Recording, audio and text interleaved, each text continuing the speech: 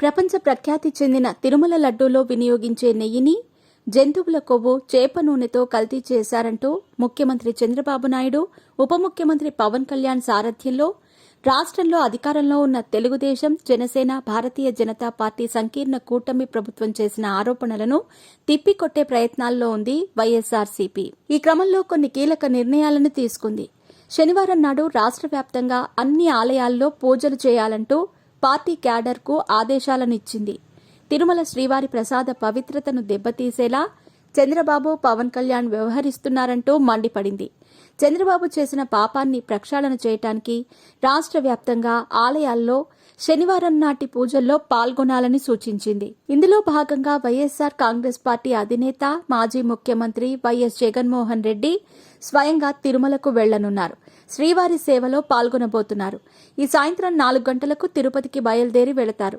సాయంత్రం 7 గంటలకు తిరుమలకు చేరుకుంటారు. రాత్రి అక్కడే బస చేస్తారు. శనివారం ఉదయం 10:30 గంటలకు శ్రీవారిని దర్శించుకుంటారు. గంట పాటు అక్కడే ఉంటారు. 11:50 తిరుమల నుంచి రేణిగుంట విమానాశ్రయానికి చేరుకుని బెంగళూరుకు బయలుదేరి వెళతారు. మధ్యాహ్నం 2:40 బెంగళూరుకు ఇంటికి చేరుకుంటారు. వైఎస్ జగన్ నిర్వహించిన తలపెట్టిన తిరుమల పర్యటనను దృష్టిలో పెట్టుకుని పోలీసు యంత్రాంగం అప్రమత్తమైంది. ముందు జాగ్రత్త చర్యలను తీసుకుంది. ఇప్పటికే తిరుమలలో సెక్షన్ 30ని అమల్లోకి తీసుకొచ్చింది. ఎలాంటి అనుమతులు లేకుండా తిరుపతిలో సభలు, సమావేశాలు, ఊరేగింపులు నిర్వహించకూడదంటూ హెచ్చరించింది. అదే సమయంలో తమ నాయకులు, కార్యకర్తలను పోలీసులు గృహ నిర్బంధంలో ఉంచినట్టు వైఎస్ఆర్సీపీ వెల్లడించింది. తిరుమల, తిరుపతికి వెళ్లనివ్వకుండా ఎక్కడికక్కడ తమను అడ్డుకుంటున్నారంటూ ఆరోపించింది. నోటీసులను సైతం అందజేశారని తెలిపింది. రాష్ట్ర వ్యాప్తంగా ఇదే పరిస్థితి నెలకొని ఉందని పేర్కొంది. ఎక్కడికక్కడ గృహ నిర్బంధంలో ఉంచుతున్నట్టు మండిపడింది.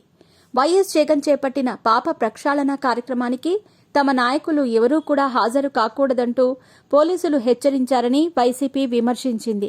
ప్రజల శాంతి భద్రతల దృష్టిలో ఉంచుకుని ఎలాంటి అవాంఛనీయ సంఘటనలు తలెత్తకుండా ఉండటానికి ముందు జాగ్రత్త చర్యల్లో భాగంగా నోటీసులు ఇచ్చినట్టు తెలిపింది.